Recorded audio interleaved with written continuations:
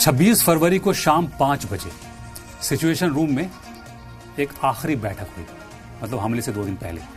बैठक में शामिल सभी लोगों के रुख साफ थे, क्योंकि पिछली बैठकों में पहले ही चर्चाएं हो चुकी थी और हर कोई एक दूसरे के नजरिए से वाकिफ था।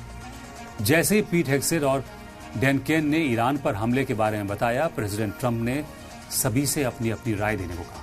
जेडी वेंस ने कहा कि आप जानते हैं आप क्या कर रहे हैं, लेकिन साथ ही उन्होंने जोड़ दिया कि अगर आप फैसला करते हैं तो मैं इसकी हिमायत करूं। सूजी वाइस ने कहा कि अगर अमेरिका के सिक्योरिटी के लिए जरूरी समझा गया तो वो आगे बढ़ेंगी।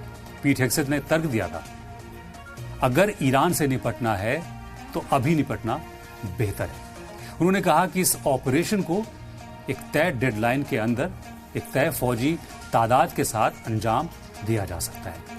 डैन केन ने हथियारों की कमी के जोखिम के बारे में बताया, लेकिन कहा कि अगर ट्रंप ऑर्डर देंगे तो फौज उस हुक्म पर अमल करेगी। मार्को रूबियो ने कहा कि अगर टारगेट रिजीम चेंज या बगावत है तो ऐसा नहीं किया जाना चाहिए, लेकिन ईरान के मिसाइल प्रोग्राम को तबाह करना मुमकिन है।